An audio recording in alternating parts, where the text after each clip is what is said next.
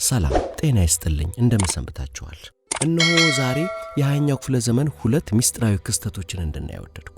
አንደኛው በጎርጎርሳውያኑ 1908 ሌላኛው ደግሞ በጎርጎርሳውያኑ 1979 ነበር የተከሰቱት። አሁን ላይ ከሁለቱም ክስተቶች ጀርባ ያለው ሚስጥር ታውቋል ቢባልም በተለይም የ1908 ጉዳይ አሁንም ብዙዎችን የሚያብሰለስል ጉዳይ ነው። ለማንኛውም እስኪ ከ1979 ክስተት ልጀምር መሰል።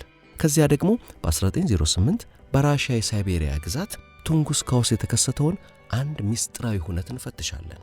እናም ደግሞ የ1979 ክስተት ከኒኩለር ጦር መሳሪያ ጋር ተያያዥነት ስላለው የኒኩለር ጦር መሳሪያን በተመለከተ በጣም የሚገርመኝን ነገር አንስቼ በጀምር ጥሩ ይመስለኛል።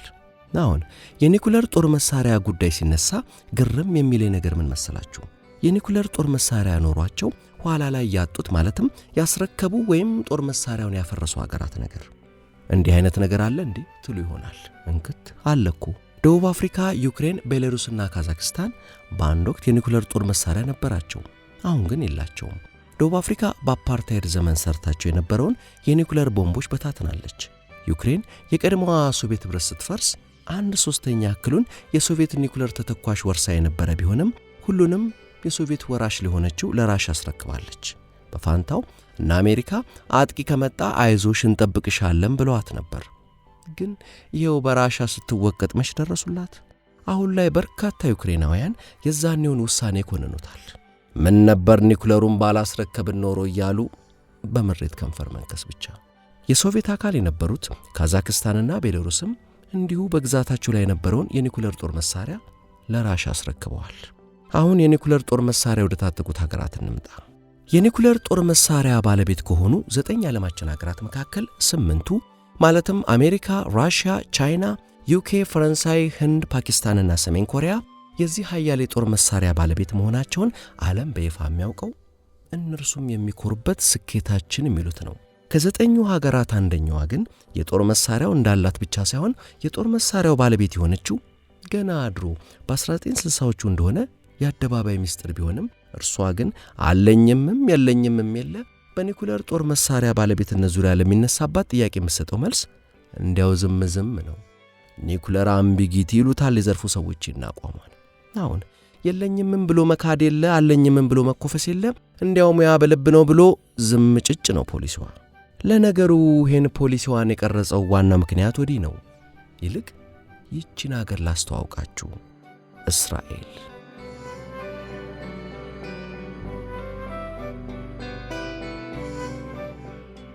ግን ለምን ይሆን ከኃያላን መሃል የሚያስመድበውን ለማስፈራራት የሚረዳውን ይህን መሳሪያ መታጠቋን ማመን ያልፈለገችው? መቼም የለኝም ብትል የሚያምናት የለም። ቀድሞ ነገር የራሷ የኒኩለር ቴክኒሽያን ሞርዴሃይ ቫኑኑም አይደል በ1986 የኒኩለር ፕሮግራሟን ለዓለም ያጋለጠው? ከፊዚክስ የኖቤል ሽልማት አሸናፊዎች 24% አይሁዶች በሆኑበት አሜሪካን የኒኩለር ቦምብ ባስታጠቃት የማናታኑ ፕሮጀክት ከተሳተፉ ታላላቅ ሳይንቲስቶች አብዛኞቹ አይሁዶች ሆነው ሳለ የፕሮጀክቱ ኃላፊ ሮበርት ኦፐንሃይመር ቢሉ ራሱ አንስታይን ጭምር አይሁዶች ሆነው እንዴት ኒኩለር አትሰራ? የማይመስል ነገር። ለነገሩ እርሷስ መች ካደች? እንዲያው ዝም ሆነ እንጂ ነገሩ። ለዚህ ደግሞ ምክንያት አላት።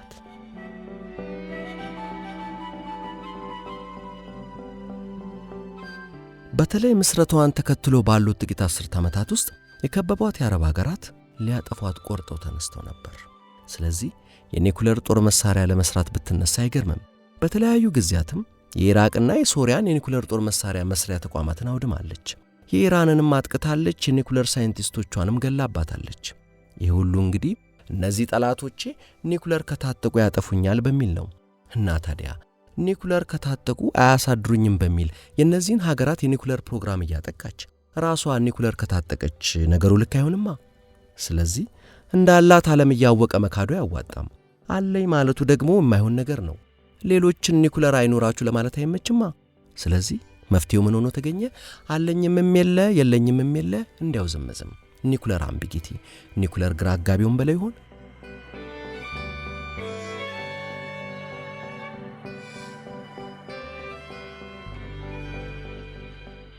የሆነ ሆኖ ከጎርጎርሳውያኑ 1966 አንስቶ ሞክራ ባታረጋግጥም የኒኩለር ጦር መሳሪያ ሰርታ እንዳስቀመጠች የሚነገርላት እስራኤል አሁን ላይ ቢያንስ 90 ያክል የኒኩለር ተተኳሽ አረር እንዳላት ይገመታል። ግን እንዴት ነው እርሷስ እሺ አለኝ አትበል ኒኩለር ቦምቧን ስትሞክር በንዝረቱ በብልጭታው በሌላው ምልክት አማካኝነት ሊታወቅባት ያልቻለው የሚል ጥያቄ ሊነሳ ይችላል። ጥያቄው ቀጥተኛ መልስ ያለው አይመስልም። የመጣጥፍ ይህን ጉዳይ በጥልቀት ለመፈተሽ ይሞክራል። ምክንያቱም ማንም ቢሆን የሰራው መሳሪያ መስራቱን ሞክሮ ሳያረጋግጥ አለኝ ብሎ በድፍረት አይቀመጥ ነገር።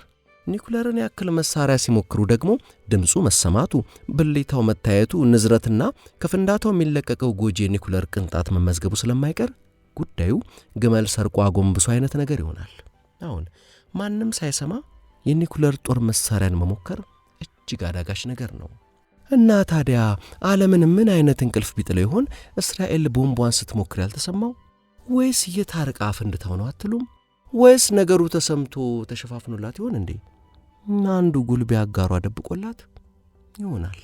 በእርግጥም እስራኤል የኒኩለር ጦር መሳሪያ ባለቤት ያደረጋትን ሙከራ ያደረገችለት የሆነውና ያንንም ተከትሎ የተከሰተው ነገር በሚስጥራዊነቱ አሁን ድረስ ተደጋግሞ የሚነሳ ለሳይንስ ሊኖር የሚገባ መታመን ሲሸረሽር የታየበት የዓለማችን ጂኦፖለቲካዊ እውነታ ወለል ብሎ የታየበት ነውና ዛሬ ይህን ጉዳይ ልዳስስ ወደድኩ። እስራኤል ኒኩለር የሞከረችለትና ያንን ተከትሎ ምን ሆነ? ማን ምን አደረገ? ምን ተከሰተ? በዝርዝር እናየዋለን ዛሬ። አብራችሁን ቆዩ። በጎርጎሮሳውያኑ 1963 አሜሪካ፣ ዩናይትድ ኪንግደምና የቀድሞዋ ሶቪየት ኅብረት የኒኩለር ጦር መሳሪያ ሙከራን የተመለከተ አንድ ስምምነት ተፈራርመው ነበር። ስምምነቱ የኒኩለር ጦር መሳሪያን በከባቢ አየር፣ በውሃ አካላትና በጥልቁ ውሃ ውስጥ መሞከርን ይከለክላል። ምክንያቱም በእነዚህ ቦታዎች የሙከራ ፍንዳታን ማካሄድ ለጤና ጎጂ የኒኩለር ቅንጣቶች ወደ አካባቢ እንዲበተኑ ያደርጋል። ይህም ሰውን ጨምሮ በሕያው ፍጡራን ላይ ትልቅ ጥፋት ያደርሳል። ስለዚህ ውሉ ፈራሚዎቹ የኒኩለር ጦር መሳሪያዎቻቸውን በመሬት ውስጥ ብቻ እንዲሞክሩ ያስገድዳል። አሜሪካ ደግሞ ፈራሚዎቹ ሀገራት ውሉን ማክበራቸውን ለመቆጣጠርና ሌሎች ሀገራትም ከሞከሩ ለመከታተል በሚል ከ1963 እስከ 1970 ባሉት ዓመታት ውስጥ ቬላ የተሰኙ 12 ሳተላይቶችን ወደ ህዋ መጠቀች። እና ታዲያ ከነዚህ ሳተላይቶች አንዷ አንዴ ምን አየች መሰላችሁ? ኖ ይሄንንማ ስደርስበት ነው መነግራችሁ። ይልቅ ስለ ሳተላይቶቹ በቅድሚያ ትንሽ እንጨዋወት። የኒኩለር ቦምብ ሲፈነዳ የሚከሰት በተፈጥሮ ከሚፈጠር ከየትኛውም የፍንዳታ ብልሽታ የላቀ ድምቀት ያለው እንደ ኒኩለር ቦምብ አሻራ የሚቆጠር አንድ ብልሽታ አለ። ይህ ብልሽታ ተከታትለው የሚከሰቱ ሁለት ብልሽታዎችን የያዘ በመሆኑ ጥንድ ብልሽታ ወይም ደብል ፍላሽ ይሰኛል። ይህ ብልሽታ ከታየ የኒኩለር ቦምብ ፈንድቷል ማለት ነው። አሜሪካ ያመጠቀቻቸው እነዚህ ሳተላይቶች በዋነኛነት ባንግ ሜትር የሚሰኝ ይህን ብልሽታ የሚመዘግብ መሳሪያ ይዘዋል። ከዚህም በተጨማሪ ከፍንዳታው የሚወጡ የኤክስሬ፣ የጋማ ጨረርና የኒውትሮን ልቀቶችን የሚመዘግቡ መሳሪያዎችንም ታጥቀዋል። እናም በጎርጎሮሳውያኑ መስከረም 22 ቀን 1979 ከሌሊቱ 6 ሰዓት ከ53 ላይ ከ12ቱ ሳተላይቶች አንዷ በደቡብ አፍሪካና በአንታርክቲካ መካከል ባለው የውቅያኖስ ክፍል ላይ ያን የኒኩለር ቦምብ ፍንዳታ አሻራ የሆነውን ጥንድ ብልጭታ መዘገበች። መልእክቱንም ወዲያው አሜሪካ ወደሚገኘው ጣቢያ ልካ የጥንድ ብልጭታው ምስል ቁልጭ ብሎ ወጣ። አሜሪካ የሶቪየት ኅብረት ባህር ሰርጓጅ መርከቦች እንቅስቃሴን ለመሰለል በመላው ዓለም ውቅያኖሶቹ ሲያጠመደቻቸው የማዳመጫ ማይክሮፎኖችም በዚያኑ ሰዓት በዚያው የውቅያኖስ ክፍል የኒኩለር ፍንዳታ መከሰቱን የሚያስረዳ ድምፅ መመዝገባቸው ታወቀ። መረጃዎቹን በመተንተንም ትክክለኛው የፍንዳታው ቦታ ተደረሰበት። በደቡብ አፍሪካና በአንታርክቲካ መካከል ባለው የውቅያኖስ ክፍል ባሉ የደቡብ አፍሪካና የፈረንሳይ ደሴቶች መካከል ነበር ፍንዳታው የተመዘገበው። በቦታው የኒኩለር ቦምብ እንደፈነዳ ምንም ጥርጥር የለውም። ጥያቄው ቦምቡን ማን አፈነዳው የሚለው ነው። መቼም የአሜሪካ ቀኝ እጅ ዩናይትድ ኪንግደም ልትሆን አትችልም። ከፍንዳታው በፊትና በዕለቱ የሶቪየት መርከቦች በቦታው እንዳልነበሩ ስለታወቀ ሶቪየት እንዳልሆነችም ግልጽ ሆነ። እና ማን ይሆን አፈንጂው? ቀዳሚ ተጠርጣሪዎች ፈረንሳይና ደቡብ አፍሪካ ሆኑ። ከፍንዳታው በፊትና በዕለቱ በአካባቢው አንድም የፈረንሳይ መርከብ አለመታየቱ ፈረንሳይን ከተጠርጣሪነት አወጣት። ለነገሩ ፈረንሳይ የአሁኑ ፍንዳታ ከተመዘገበበት ቦታ 11200 ኪሎ ሜትር በሚርቅ ቦታ የኒኩለር ጦር መሳሪያ መሞከሪያ ቦታ እንዳላት ስለሚታወቅ እዚያ ደቡብ አፍሪካ አጠገብ ሄዳ የምትሞክርበት ምንም ምክንያት ሊኖራት አይችልም።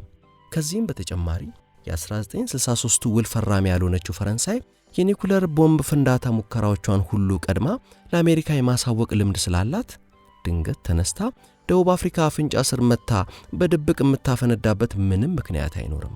አራት አድርገውም ምን ሲደረግ እንግዲህ ማን ቀረ? ብቸኛ ተጠርጣሪ ደቡብ አፍሪካ ሆነችም አይደል? ግን ደግሞ ሳተላይቷ ተሳስታ ቢሆንስ የሚል ሐሳብም ተሰንዝሮ ነበር። ሳተላይቷ የመዘገበችው ጥንድ ብልጭታ ልዕለ መብረቅ ወይም ሱፐር ቦልት የሚሰኘው የአደገኛ መብረቅ ብልጭታ ወይም ተባራሪ የህዋ አለት ከከባቢ አየር ጋር ሲጋጭ የተፈጠረ ተፈጥሯዊ ሁነት ቢሆንስ ያሉም ነበሩ። ግን ደግሞ የእነዚህ ብልጭታዎች ጉልበት በኒኩለር ቦምብ ፍንዳታ ሳቢያ ከሚፈጠረው ብርሃን ኃይል አንጻር በጣሙን ደካማ መሆኑ ስለሚታወቅ ሐሳቡ ውድቅ ሆነ። ቀድሞ ነገር 12ቱ ሳተላይቶች እኮ ከመጠቁበት ጊዜ እስከ መስከረም 22 1979 ባሉት ጊዜያት ውስጥ በምድራችን የተካሄዱ 41 የኒኩለር ቦምብ ፍንዳታዎችን ያላንዳች እንከን መመዝገብ የቻሉ ናቸው። ሦስቱ ፈራሚዎቹ ሀገራት በውላቸው መሠረት በመሬት ውስጥ ነበር የሞከሩት። 41ዱን የኒኩለር ቦምብ ፍንዳታዎች ያደረጉት ግን ፈረንሳይና ቻይና ነበሩ። ፈረንሳይ ከመሞከሯ በፊት ለአሜሪካ ቦታና ጊዜውን ታሳውቅ ስለነበር በተባለው ጊዜና ቦታ ሳተላይቶቹም ፍንዳታውን መዝግበው ብቃታቸውን አስመስክረዋል። የቻይና ሙከራዎች በድብቅ ቢደረጉም አሜሪካ በደንብ አድርጋ ተሰልላ ስለነበር ፍንዳታዎቿ ከአሜሪካ የተሰወሩ አልነበሩም። ሳተላይቶቹም ከህዋ ልቅም አድርገው መዝግበዋል። ስለዚህ የብቃት ችግር አይነሳባቸውም። በመሆኑም መረጃዎች ሁሉ ወደ ደቡብ አፍሪካ ይጠቁሙ ያዙ።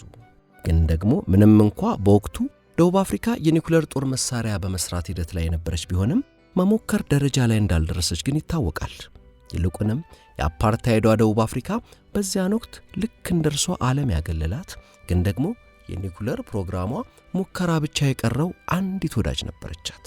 እናም የብዙዎች ጥርጣሬ ወደዚህችው የደቡብ አፍሪካ ወዳጅ አነጣጠረ።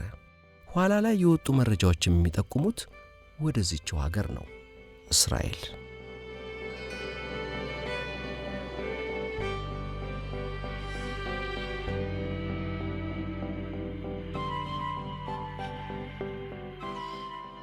በጎርጎርሳውያኑ 2010 ይፋ የወጡ ሚስጥራዊ የአፓርታይድ ዘመን የደቡብ አፍሪካ ዶክመንቶች እንደሚያሳዩት በ1975 ግድም እስራኤል ለደቡብ አፍሪካ የኒኩለር ጦር መሳሪያ ለመሸጥ ስምምነት ላይ ደርሳለች። ሁለቱ ሀገራት ወታደራዊና ከኒኩለር ጦር መሳሪያ ጋር የተገናኙ ሌሎች ስምምነቶች እንደተፈራረሙም ይታወቃል። በአጠቃላይ ሁለቱ ሀገራት በወቅቱ ካሁኑ እጅጉን ተቃራኒ በሆነ መልኩ ጥብቅ ወዳጅ ነበሩ። አሁንማ በጋዛው ጦርነት ወቅት ዋነኛ የእስራኤል ከሳሽ ደቡብ አፍሪካ አልነበረች? አሁን በስልጣን ላይ ያሉት የደቡብ አፍሪካ መሪዎች እስራኤል በአፓርታይድ ዘመን የዘረኛው የደቡብ አፍሪካ መንግሥት አጋር በመሆን ጥቁሮች ላይ ይደርስ ለነበረው መከራ ተባባሪ ነች በማለት ይሆናል ለፍልስጤማውያን አጋር የሆኑት። ያኔ ግን ሁለቱ ሀገራት ከአሜሪካ ጋር የጠበቀ ወዳጅ ቢሆኑም ከሌላው ዓለም ግን ተገለው ነበር። እናም ደግሞ አንዱ ለሌላው ሊሰጠው የሚችለው ነገር መኖሩም ወዳጅነታቸውን አጠንክሮታል። ለምሳሌ እስራኤል መሞከር ቀርቷታል እንጂ የኒኩለር ቦምብ ሰርታ ከጨረሰች ከራርማለች። ችግሯ የኒኩለር ፕሮግራሟን ማስፋፊያ በቂ ዩራኒየምና ከዓለም ዓይንና ጆሮ ራቅ ያለ የመሞከሪያ ቦታ ነበር። ደቡብ አፍሪካ በበኩሏ በቂ ዩራኒየም አላት። የኒኩለር ቦምብ አሰራርን በተመለከተ ግን ቴክኒካዊ ዕውቀቱ ይጎላታል እና ለወዳጇ እስራኤል ከጓሮ ያለውን የተንጣለለ ባህር ለኒኩለር ቦምብ መሞከሪያ ብትፈቅድላት ምን ይላታል? ጥቅሙ እንደው ለጋራ ነው። የሙከራውን ውጤት ታጋራታለች። የሆነውም ይሆን ነበር። እናም እስራኤል በጎርጎርሳውያን አቆጣጠር በመስከረም 22 ቀን 1979 ኒኩለር ቦምቧን ሞክራ የአደገኛው ጦር መሳሪያ ባለቤት መሆኗን አረጋገጠች። ግና ከወዳጇ አሜሪካ ሳተላይቶች አንዷ ብልሽታውን መዘገበችና ወዳጅ አሜሪካን ጭንቅ ውስጥ ከተተቻት። ምክንያቱም አሜሪካ የሞከረው ሀገር ላይ ማዕቀብ መጣል አለባት። ሞካሪዋ ወዳጅ ሀገር እስራኤል ከሆነች ደግሞ ምን ሲደረግ ማዕቀብ እስራኤል ላይ? የቸገረ ነገር ነው። ታዲያ ምን ተሻለ? በነገራችን ላይ የወቅቱ የአሜሪካው ፕሬዝዳንት ጂሚ ካርተር በክስተቱ ሰሞን በግል ማህደራቸው ላይ ያሰፈሩት ጽሑፍ በደቡብ አፍሪካና በአንታርክቲካ መካከል አቶሚክ ቦምብ መፈንዳቱን የሚያሳይ መረጃ መገኘቱን አስፍረው ነበር። ቢሆንም ግን እንደምንም ብለው የአሜሪካ ወዳጅ የሆኑትን ደቡብ አፍሪካና እስራኤልን ከተጠያቂነት ማራቅ ስላለባቸው ጉዳዩን የሚያጣራ የሳይንቲስቶች ቡድን አቋቁመው በጣም አስገራሚ፣ አስቂኝና አስተዛዛቢ ተልዕኮ ሰጡት። ለነገሩ በፖለቲካው ዓለም የማይደረግ ነገር አይደለም ያደረጉት። ምንድን የሆነው ነገሩ?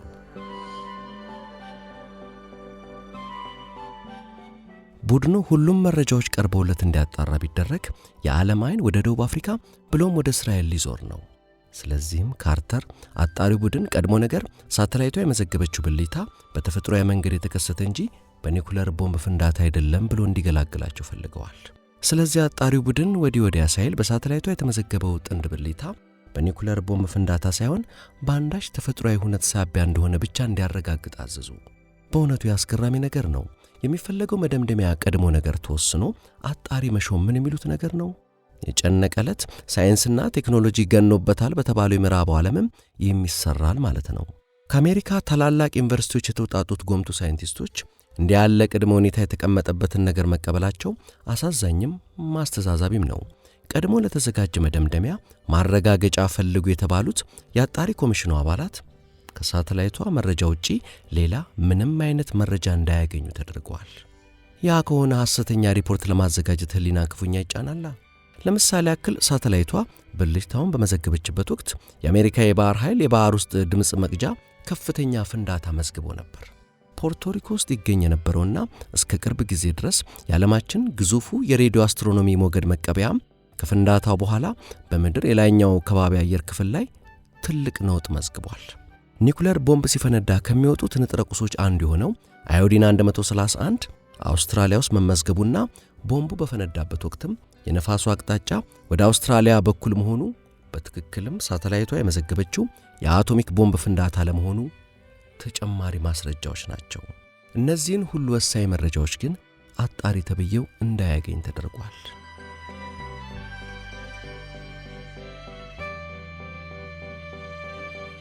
የአጣሪ ኮሚሽን አባላት የሀገራቸው መንግስት አንዳች እውነት መደበቅ እንደፈለገ አያጡትም። እናም ከእውነት ይልቅ ሀገራቸውን አስቀደሙ። በጎርጎርሳኑ 1980 የወጣው የአጣሪ ኮሚሽኑ ሪፖርት በቬላ 6911 ሳተላይት የተመዘገበው ጥንድ ብልጭታ ሰበቡ ከኒኩለር ቦምብ ፍንዳታ ይልቅ የህዋ አለት ብናኝ የሳተላይቷን መቀበያ በመቅጨቱ ሳቢያ የተፈጠረ ተፈጥሯዊ ሁነት ሳይሆን አይቀርም የሚል ሆነ። በዚህም አሜሪካ ወዳጆቿን አጋልጣ እነርሱንም እርሷንም ከማሳጣት ተረፈች። በወቅቱ ሁለቱ ሀገራት ከአሜሪካ ጋር በወታደራዊ በስለላና በብሔራዊ ደህንነት መስኮች ጥብቅ ትስስር ነበራቸው። እውነታው ግን ኮሚቴው ያለው እንዳልሆነ ለጉዳዩ ቅርበት ያላቸው ሁሉ የሚንሾካሹኩት ነገር ነበር። በመጨረሻም ለሶቪየት ኅብረት ሲሰልል ተይዞ ታስሮ የነበረውና በፍንዳታ ወቅትም የደቡብ አፍሪካ የባህር ኃይል አዛዥ የነበረው ኮማንደር ዲተር ጌርሃርት ከስር ሲወጣ እውነቱን አፈረጠው። ጌርሃርት እንደሚለው የመስከረም 22 1979 ብልጭታ ሰበብ ኦፕሬሽን ፊኒክስ ይሰኝ የነበረ የእስራኤል ጦር የኒኩለር ቦምብ ፍንዳታ ሙከራ ነበር። የኦፕሬሽኑ አካል ባልሆንም ስለ ጉዳዩ ሰምቻለሁ የሚለው ጌርሃርት ፍንዳታውን በባህር ማዕበል ሽፋን በማካሄድ ክስተቱን ለመደበቅ ሞክረው የነበረ ቢሆንም የአየር ጸባዩ መለወጥ አጋለጣቸው ብሏል።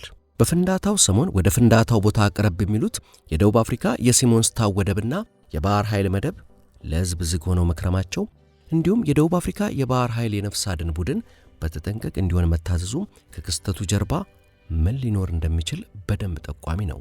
እናም ምንም እንኳ በቬላ 6911 ሳተላይት የተመዘገበው ክስተት እስካሁን በሚስጥራዊነቱ የሚነሳ ቢሆንም ከጉዳዩ ጀርባ ማን እንዳለ ግን ሁሉም የሚያውቀው ዓለም አቀፋዊ የአደባባይ ሚስጥር ነው።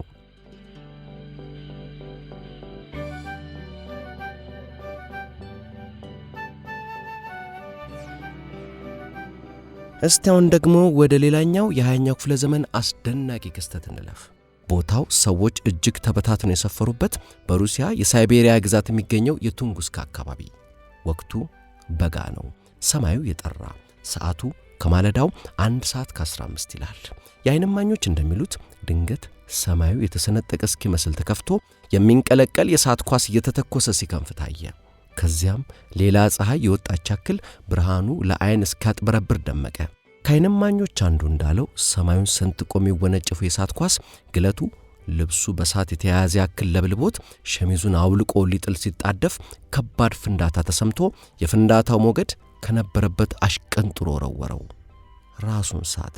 ሲነቃ ምድር እየተንቀረቀበች ነው። አንዳንዶች የዓለም ፍጻሜ ነው ብለው ደምድመዋል።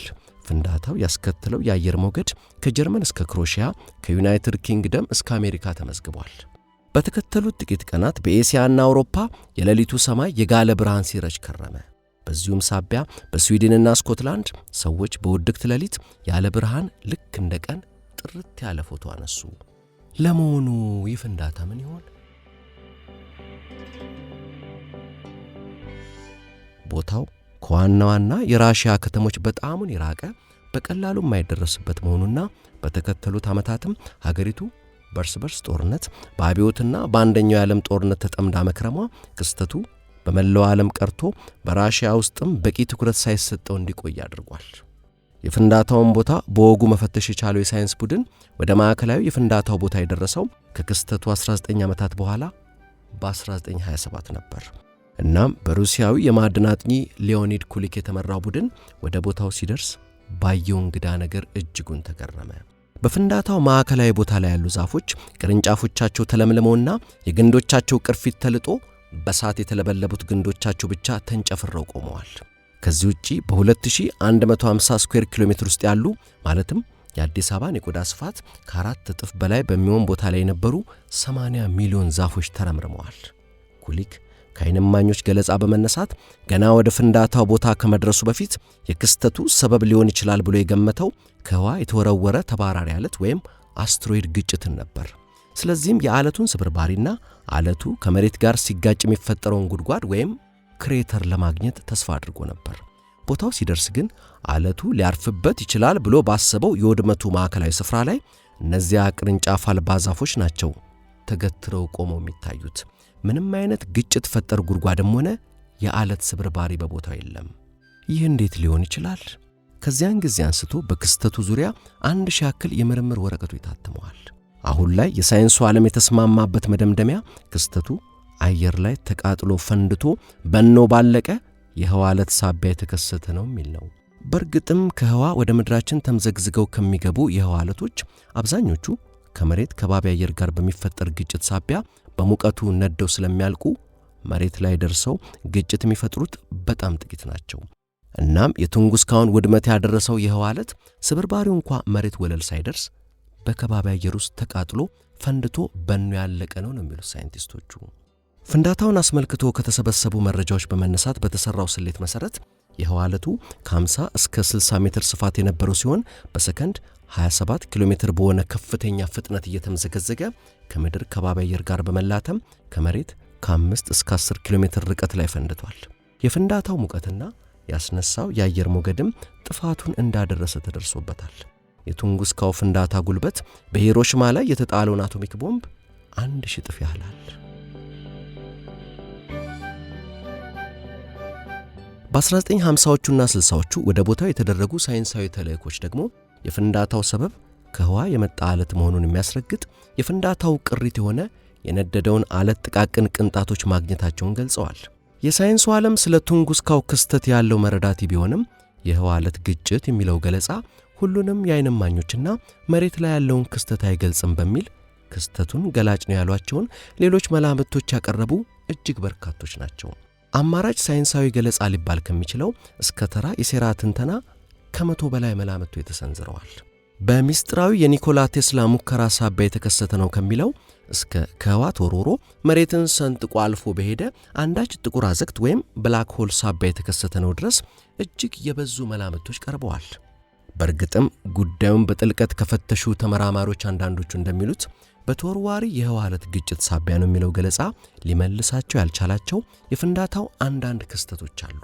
ቢሆንም ግን የሳይንሱ ማህበረሰብ የተቀበለው አየር ላይ የፈነዳ ተወርዋሪ አለት የሚለውን በመሆኑ የተባበሩት መንግስታት ድርጅት ይህንኑ በመንተራስ ከ2016 አንስቶ የቱንጉስካው ፍንዳታ የተከሰተበትን ጁን 20 የዓለም የህዋ አለት ቀን ሆኖ በመላው ዓለም እንዲከበር ወስኗል። የዕለቱ መሰየም ስለ ህዋ አለቶችና በእነርሱም ሳቢያ በምድራችን ላይ ሊደርስ ስለሚችለው ጥፋት ግንዛቤ እንዲዳብር ይረዳል ተብሎ ተስፋ ተጥሏል። ቴሌስኮፕ ደግኖ የጨረቃን ገጽታ የቃኘ ሁሉ እንደሚረዳው የጨረቃ ገጽታ በተባራሪ አለት ግጭት ጠባሳ ተዥጎርጉሯል። በተባራሪ አለት ለመወገሩ እንኳ በክብደትም በስበትም በመጠንም ከጨረቃ ወደምትተልቀው መሬት የሚምዘገዘጉ አለቶች ቢበዙም ምድራችን ላይ የግጭት ጠባሳ ማግኘት እጅጉን አዳጋች ነው። የዚህ ምክንያቱ 2 ናቸው። አንደኛው ከባቢ አየር ሲሆን ሁለተኛው ደግሞ የመሬት ገጽታ በማያቋርጥና አይነተ ብዙ በሆነ ስነ ምህዳራዊ ለውጦች ውስጥ የመሆኑ ጉዳይ። ይህ ማለት ምን ይሆን? እንዲህ ነው ነገሩ። ወደ ምድር ከሚምዘገዘጉ የህዋ ዓለቶች አብዛኞቹ ከከባቢ አየር ጋር ተጋጭተው ነደው መሬት ሳይደርሱ በነው ሲያልቁ፣ በአንጻሩ ግን ምንም ከባቢ አየር ወደ ሌላት ጨረቃ የሚወረወሩ የህዋ ዓለቶች ያለምንም ከልካይ ሄደው እየነረቷት ገጽታዋን ጠባሳ በጠባሳ አድርገዋታል። የመሬት ከባቢ አየር አንድዶ ሳይጨርሳቸው ከምድር ወለል ጋር ተጋጭተው ጉድጓድ የፈጠሩ የህዋ ዓለቶች ቢኖሩም ጉድጓዶቹ ከመሸርሸር እስከ የመሬት የላይኛው ክፍል እንቅስቃሴ ባሉ የተለያዩ ስነ ምህዳራዊ ለውጦች ሳቢያ ይጠፋሉ። አሁን ድረስ ሳይጠፉ ተርፎ በግልጽ ከሚታዩ የምድራችን ግጭት ፈጠር ጉድጓዶች መሃል አንዱ በአሜሪካ አሪዞና ግዛት የሚገኘው የቤሪንገር ግጭት ፈጠር ጉድጓድ ሲሆን ይህ የዛሬ 50 ሺህ ዓመት ግድም እንደተፈጠረ የሚነገርለት ግጭት ፈጠር ጉድጓድ ስፋቱ 1200 ሜትር ሲሆን ጥልቀቱ ደግሞ 180 ሜትር ነው። የዛሬ 65 ሚሊዮን ዓመታት ግድም ምድርን የገጫትና ዳይኖሰሮችን ጨምሮ ለ75 ከመቶ ያክል የምድራችን ፍጡራን ዝርያዎች መጥፋት ምክንያት የሆነው ኤቨረስትን ተራራ ያክል ግዝፈት ያለው የህዋ ዓለት ደግሞ በምድራችን የታሪክ አቅጣጫ ላይ ታላቅ ተጽዕኖ ያሳደረ በሚል ይታወሳል። ሳይንቲስቶች በሜክሲኮ ዩካታን ባህረ ሰላጤ የሚገኘውን በዚህ እጅግ ግዙፍ የህዋ ዓለት ሳቢያ የተፈጠረውን ጉድጓድ ያገኙት በ1990 ሲሆን ስፋቱ 200 ኪሎ ሜትር ይደርሳል። ከዚህም በተጨማሪ ከምድራችን ዕድሜ አንጻር እጅጉን ቅርብ በሚባል ዘመን የዛሬ 12800 ዓመታት ግድም ከህዋ በተወረወረ ዓለት ሳቢያ በሰው ልጅ የመኖሪያ አካባቢ ላይ ጥፋት መድረሱን የሚያመለክቱ አርኪኦሎጂያዊ መረጃዎች ተገኝተዋል። ከነዚህም ውስጥ አንዱ በሶሪያ በሚገኘው አቡ ሁሬራ በሚሰኘው ጥንታዊ የመኖሪያ ስፍራ የተገኘው ግጭት ፈጠር ባልጩት ሲሆን በግጭቱ ሳቢያ የደረሰው ጥፋት በቅርብ ባሉ ቦታዎች ብቻ የተወሰነ አልነበረም። ሳይንቲስቶች በአቡ ሁሬራ ያገኙት አይነት የግጭት ቅሪት በሌሎችም የዓለማችን አካባቢዎች ባሉ የተመሳሳይ ዘመን የአፈር ወለሎችም ውስጥ ተገኝቷል። ይህም የህዋ ዓለቱ በሰማይ ላይ ተሰባብሮ የተለያዩ የዓለማችንን ቦታዎች እንደደበደበ አመላካች ነው ባይ ናቸው ተመራማሪዎቹ። ክስተቱ ያንገር ድሪያስ ለሚሰኘውና በዚያኑ ዘመን አካባቢ ድንገት ለተከሰተው የምድር ሙቀት መቀነስና ለአንዳንድ ትላልቅ አጥቢ እንስሳት ዝርያዎች መጥፋት አንዱ ሰበብ ሊሆን እንደሚችል ተገምቷል።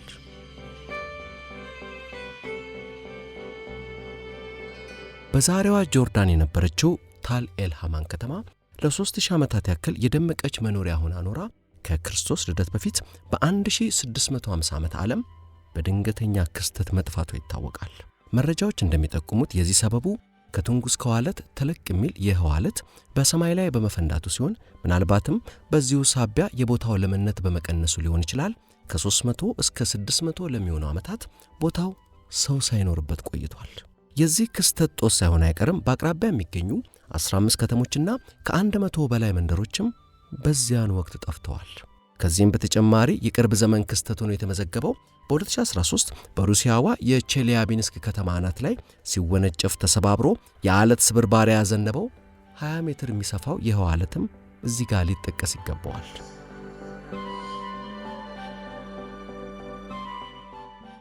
እነዚህ ሁሉ ሁነቶች የሚያስተምሩን አንድ ነገር የጊዜ ጉዳይ ነው እንጂ ምድር አንድ ቀን በህዋ ዓለት መመታቷ እንደማይቀር ነው።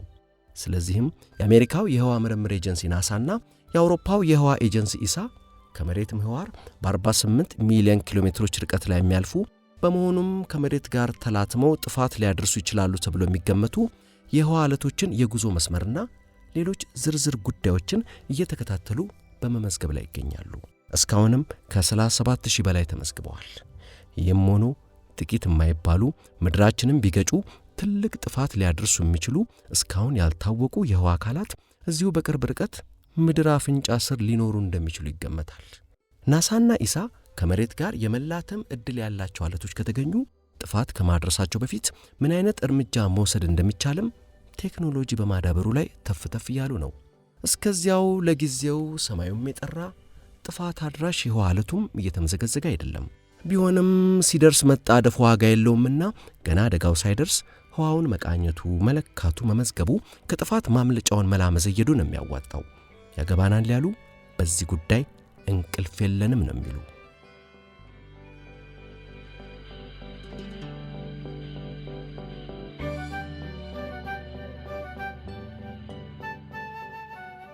ውድ የቻናሌ ተከታታዮች የሰማችሁትን እንደወደዳችሁ ተስፋ አድርጋለሁ።